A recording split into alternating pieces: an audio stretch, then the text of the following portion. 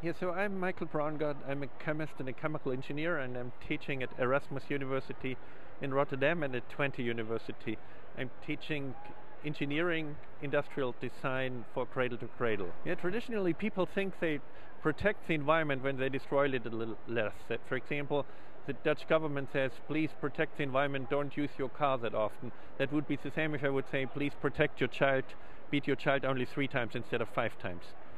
So to be less bad is no good, it's just less bad, and for being less bad we are too many people on this planet. Cradle to cradle is about looking at a child, at a person, and instead of saying what a burden for the planet, could you minimize your footprint, could you reduce, avoid your impact, it's about a beneficial impact. And it means reinventing everything to be good instead of less bad. Everything what gets consumed, like food, like detergents, like shoe soles, like brake pads, will be designed to go to the biological system. Everything what is just used as a service, like a washing machine, like a TV set, like a window, goes in a technical cycle.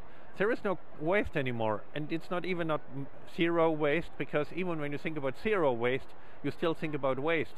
It's like when you talk about, don't think about a pink elephant, you still think about an elephant. So it's about making things good instead of less bad.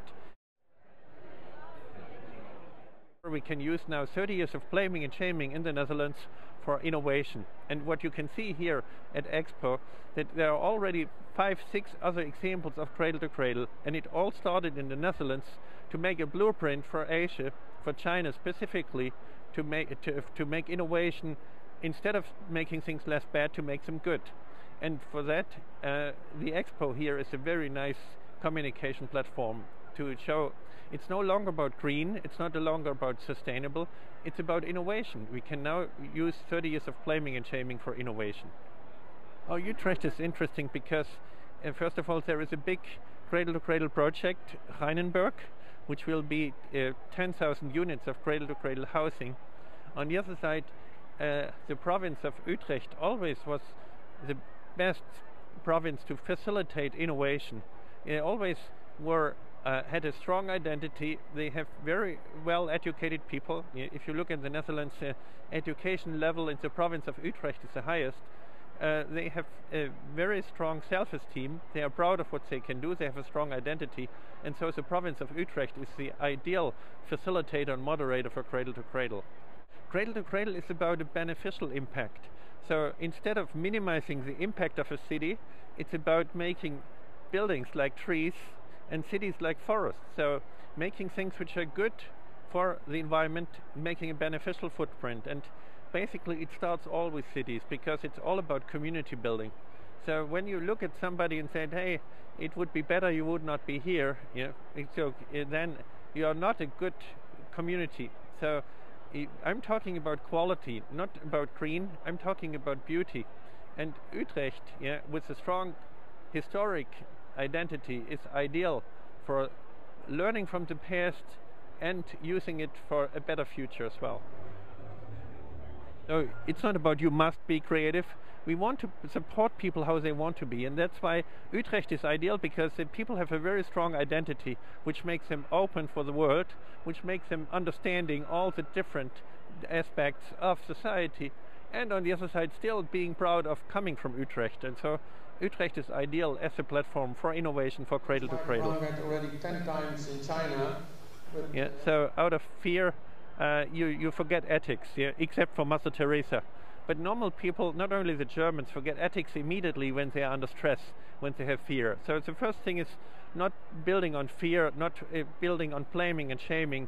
It's building on self-esteem, on being proud of what you can do, and building on just respecting and celebrating human footprint on this planet. This is why it's so important that it's not about minimizing our footprint, it's about a big footprint, but make it a wetland.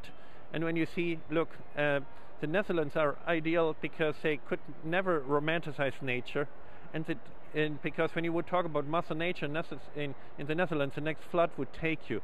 So it's a partnership with nature where you can be proud of engineers. That's why Royal Haskellink, Thibodin, DHV, Tau, the leading engineering companies of the world, are all based in the Netherlands, because it's always a partnership with nature. And The Dutch culture is very interesting because it's a culture of supporting each other, not about controlling each other.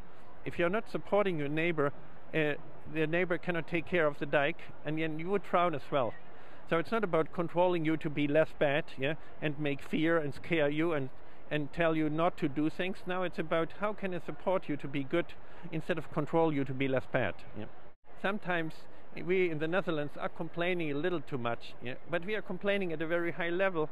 Yeah. When you hear this yes but mentality, hey, let's really enjoy life, let's really use the opportunities which we see here, and let's change the industrial system now, because we now can take the next 10 years for a complete revolution for industrial production. And the Netherlands are ideal because they have a strong industrial production. They always were thinking globally, and now we can use this. And not only Utrecht, but as well Delft and Wageningen and Rotterdam and Twente are the leading universities, yeah, not only in a Netherlands context, but in a European context. And so we have the scientific base, we have the industrial base, we have a very good public administration of the province of, and we have people who are really dedicated not just to do administration, but really change things. And we have the people which have the optimism. And getting this together with the Asian way to think in cycles, yeah, and the Southern way to have fun with it, what you can see here in the African pavilion, for example, then I think we really know what to do. And it's now just to do it, no longer waiting, but really implementing it in the next 10 years. Yeah.